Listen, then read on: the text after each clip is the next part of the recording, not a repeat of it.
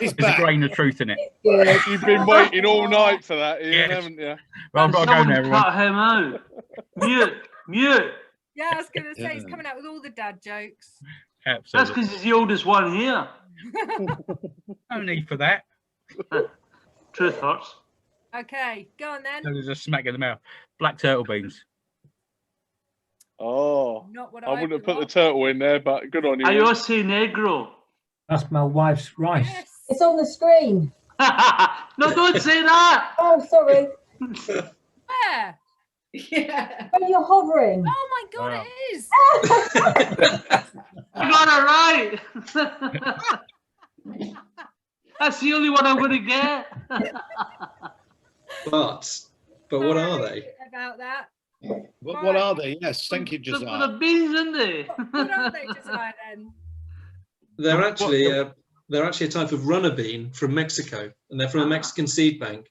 And the kind of traditional crop for Mexico before, pre-Columbian, before we all went over there and discovered them. They've been growing these for a couple of millennia, and the Mexican seed banks have 800 varieties of runner bean that suit every single microclimate, every single dish, and they're for growing at different altitudes, different rainfall regimes, and they're beautiful and amazing. And yet here we just think of runner beans as a green bean, but actually in the places where they're from, which is Central and South America, they're eaten as a dry bean. And also they're not an annual, they're a perennial crop. So the plant will grow as a vine and will be alive for 7 or 8 years and cropping, which is it's completely bizarre and unexpected. Josiah, am I right in saying that they originally were brought over to the UK for as decorative plants? We didn't realise you could eat them. Yeah, that's right. And, And in fact, flowers. in the southern US, they still grow them as a hummingbird attractant. They don't grow them for the beans at all. They grow them to get hummingbirds into their gardens, because large moths and hummingbirds are the main pollinators of runner beans in their origin country. Brilliant. Wow. Get you. That's fantastic. I'm going to do that so I get some hummingbirds here. Okay, I'm going to show Right. the next one and not hover over the picture this time. Sorry about that. Go on then. Faro. No. It's like fenugreek, no? Oh. Yeah, just look, but it's not though. It's a seed. I'm on my mobile, so I can just about make it out. I'm going to let Nick do this one. Look like a small barley seed and like toasted. Yeah, it does, doesn't it? Yeah. Looks as though it should keep you regular, which is awesome. Just me then. Is that It could just be, I'm seeing Jesus's face in this. I don't know if it's one of those things that you got to stare at, but Is that methy seed? I think there was a clue earlier on. I think Josiah brandished some of them Camilla? earlier in the yeah. evening. Camelina. Camoot. Camelina. They are camelina, yeah. Ah. Huh? So, It's all about what are they, Nick? They're an oil seed essentially, and they were grown across northern Europe right back to Roman times and crushed to make an oil, both for cooking and for heat and light. They really fell out of favor when they were replaced by rapeseed in the mid 20th century, but they're a fantastically nutritious oil seed, have a really wide range of different sort of oils and fatty acids, and we don't actually at the moment make an oil out of them, although that's something we'd like to do, but that's a whole edible seed. They are really delicious, sort of toasted and added to salads or added to baking. We work with a local baker who's now producing a camelina and naked oat loaf, sourdough loaf for us, which is absolutely delicious. And the camelina brings a sort of almost garlicky, mustardy flavour. Berry oh. flavour. Berry flavour, yeah. I'll tell you what, Nick, you should speak to Duncan at Farrington Oils, because if you're looking for someone to press that for you, he might be able to help you out. I mean, obviously we had the food festival there last year, but it's fairly small scale with these. Yeah. It might be like worth a conversation. Yeah, thank you. It'd be good to know the nutritional value of that oil as well. We And have what got, we've got details of the nutritional. Yeah, and all this stuff with alternative protein and veganery getting the the focus it does. This is really interesting stuff. Yeah, and it's got a really good sort of profile of omega-3 fatty acids, the camelina, and we can provide all of those details. Okay. It does that thing a bit like flax or chia. It's got a soluble fiber seed coat which you can use as a sort of gelling agent. So it's very savoury flavoured, but you can use it as an egg replacer in muffins and things like that. It's quite an interesting ingredient in that sense. You crush it up a bit. Nick and Josiah, we're doing. Sorry, I'm just updating my newsletter. I'm trying to be good this year and do it every 2 weeks. So we're sort of like doing themes. It'd be really good to get a blog post on some of the stuff, because if it's like an egg replacer, again, you can put that into the post for people with egg allergies and stuff like that as well. So yeah, absolutely. I've contacted you on LinkedIn, but yeah, it'd be really good to get maybe a blog post later on in the year, and also promote some recipes and stuff as well. Great. Yeah, we'd love to do that. Thank you. Sorry. I'll be soaking that in my vaccine. That's a fact. Moving on. Public show. Carlin peas. Carlin peas. Yes. That was an easy one. Yeah. Yeah, that's it. Yeah. Build me up, knock me down. Is it Carlin's as well that you have in the northeast, and that we're going to have them on bonfire night, and that's what I used to have as a kid. It is, yeah. Parched peas, they're called. Yeah, lovely. Yeah, really nice. Thank you. Sorry, move on. Passion Sunday during Lent, they had Carlin Sunday, and it was followed by Farting Monday. Explosive Tuesday, and yeah. Yes, it was as Simon Mayo said, they were right duvet razors. There you go. Any ideas on this one? No, it's a bit blurred on my screen. That'll be it. Yeah. It's slightly they look like beluga lentils. They're not, but they've got that sort of size like of beluga lentils. It's almost like a type of sesame, though, isn't it? Yeah. It's like a black sesame. Are they bigger than that? Are they the size of a bean, or are they a sesame seed? They're tiny. It's slightly misleading, actually. They're actually very small. Black seeds. They are chia seeds. They are chia. Ah, right. You should have put a coin next to it. Yeah. Perspective. Should have put the answer next to it. I'd have been more confident. I probably would have said chia, because I thought that at the beginning, but I don't really know my seeds that much. So I was going to say chia, but I thought it was going to be too obvious. And yeah, me too. Caroline, you're amongst friends, Caroline. Do whatever you wish. We don't mind. Oh, okay. There's just one farmer growing it in the UK. Wow. I didn't realise we grew that. It's grown in Essex by Peter and Andrew Fairs. And what sort of volume? They're producing not huge volumes, about sort of 10 to 20 tons a year. They've only been growing it commercially for 3 years now.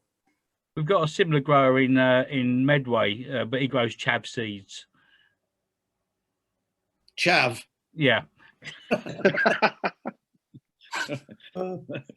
Cheryl, can you send these pictures out afterwards to everyone that's attended as well? Yeah, sure. And the information. It's interesting. Thank you. So the question here is what grows on this plant? Quinoa. No. It's Lamiaceae, yeah? It's a type of sage, yeah. Looks a bit like the latexy plant, but maybe I don't know that they're grown over here. Is it Lamiaceae or is it Chenopod? No, it is Lamiaceae. It's a salvia. Right. So this is actually the chia plant, which is Salvia hispanica.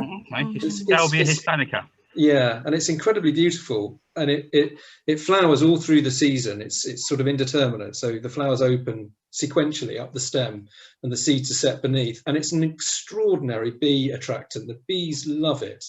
So the fields in the summer are just full of pollinators. It's quite an extraordinary crop. Are the leaves edible? I suppose they must be if it's Lamiaceae, yeah? Yeah, I guess they are. I mean, it's not a part of the crop that we really explore particularly, but yeah, I would think they would be. Are you aware, Josiah, people are growing it, domestically as well? I mean, it's obviously growing in the south, I think it was Essex Way that you just mentioned that Nick was saying, but it was certainly south of England. But whether presumably we could, because we have a very purple and blue garden for attracting bees as well. But I mean, because certainly I'm delighted to give that a go. Yeah, I mean, I think the challenge with chia is obviously it's a tiny seed, so you have to grow a lot of it to get a decent harvest. But you could certainly grow some in your garden, and it's a nice conversation piece, because obviously it's not something that it's one of those crops people aren't familiar with, so it always starts a bit of a conversation. As we've just proved. Thank you. Chill. Next one. Oh, rose beans. Close. I don't know these. What type of size? Do we look at chickpea size? Yeah, about that. Yeah. No idea on that one. Fisheye beans. So these are a new variety of pea. They're actually potentially quite an old variety, but they're newly commercial.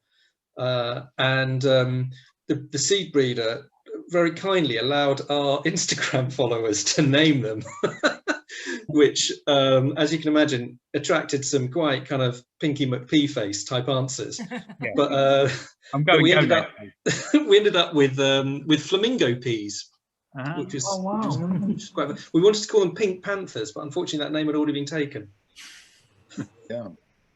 Right. Wow. Flamingo peas. There we go. Like that. They're very high. They're pink because the actual cotyledons within the seed are actually bright orange because they're really, really high in beta carotene. Brilliant. Okay. And are they being grown here on our shores? They have been grown, and we have not a huge amount. This is the first year that they were harvested. They're being sorted, cleaned and made ready for sale at the moment, and we've got about 2 tons. So not a huge amount, but we'll have more than that from this coming harvest. And what have you discovered with using them and cooking them? Well, we've just begun actually sort of look at recipes and things. That's almost where we rely on our community of friends and chefs and things to take things on and experiment with them and understand how they work. But they have they're sweeter than a usual pea, and they're incredibly creamy when you cook them. Plus they have an extraordinary colour. So there are some recipes on our website already that people have sent us, and we'll be working on more. And do they hold? And you store them dry, do you? That's right. Yeah. Yeah. Yeah. You have to get some over. I would love to try it, please. Yeah, please. Like just a little bit. Coming to Bateau, London soon. Yeah, no, man, like that's fantastic. Honestly, Yeah. I love the color. Yeah. So, guys, just so you know, Emmeline does the all the recipes and the menu development for Bateau, London. Okay. And I think you guys need to hook up, because I've been talking about she's very big on provenance when they open up again, and sort of locally sourced and sustainable and all that sort of thing. So I think you guys really need to have a conversation, and it could feature in some, all of the UK tourists. Yeah, sounds good. Thank you. Cool. It's a pea flower of some sort. Yeah, it's definitely a legume. I don't know which one. Broad bean flower? No, it's not broad bean flower. The scale is quite key here again. They're actually quite tiny flowers, much smaller than a pea flower.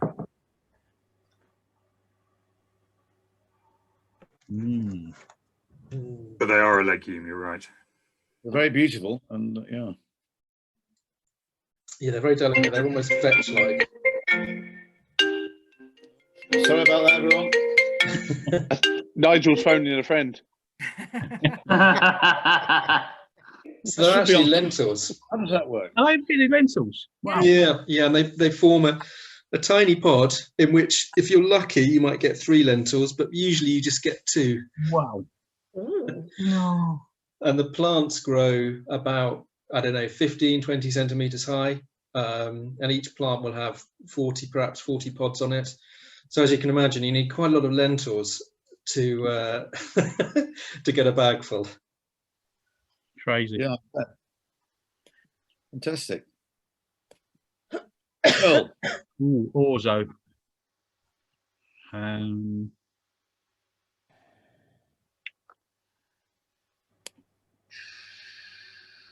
It's all gone quiet.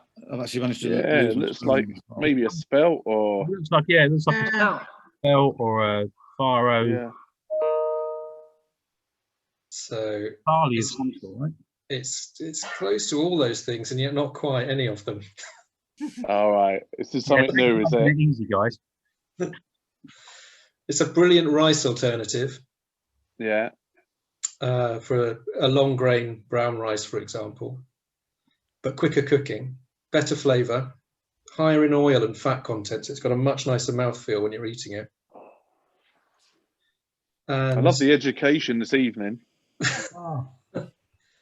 And it's actually it's an oat. It's a naked oat, an oat that grows. Most oats have to be threshed after harvest to remove the hull, and that usually damages the grain and causes them to develop rancidity quite quickly. So they tend to be steamed or rolled or rolled for flakes.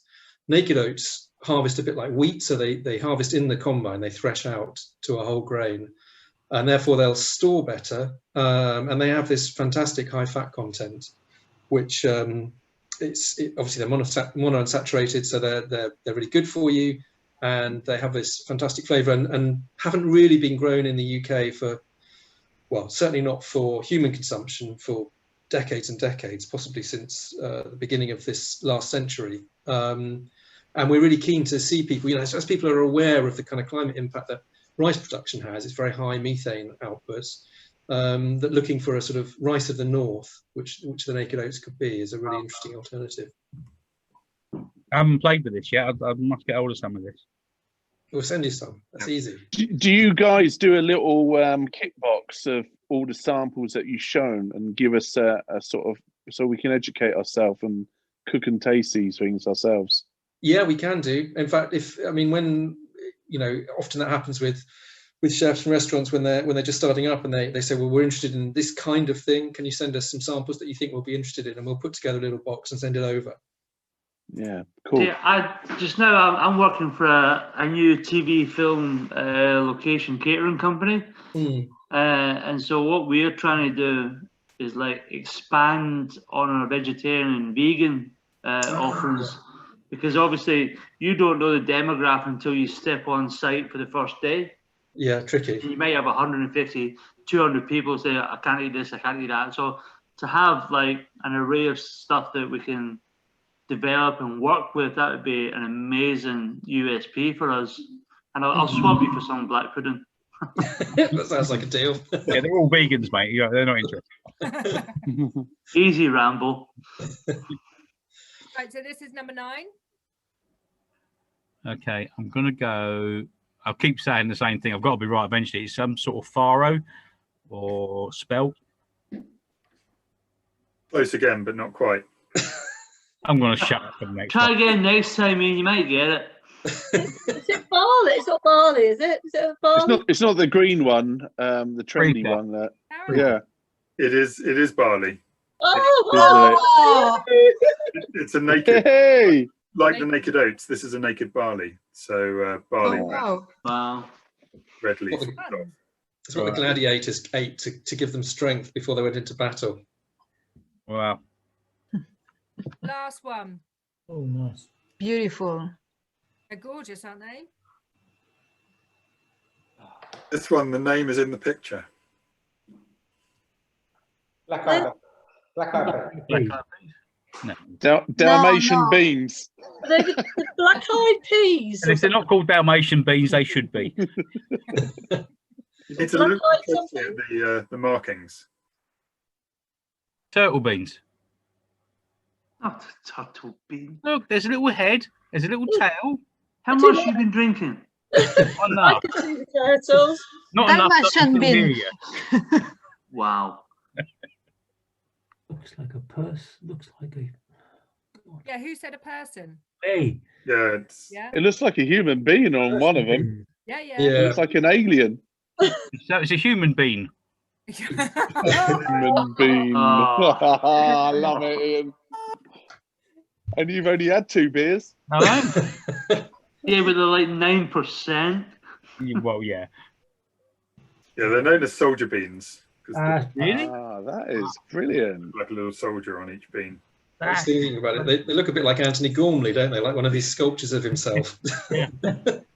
Gormley beans.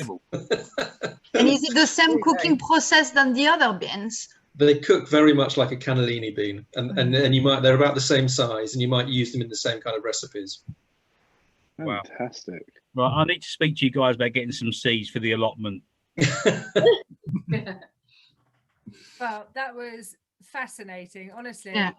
So, you know, even for me as a non-chef, but just as a consumer, I thought it was brilliant, really interesting. Thank I want to play with the stuff now. Yeah, it's incredible. Thank you.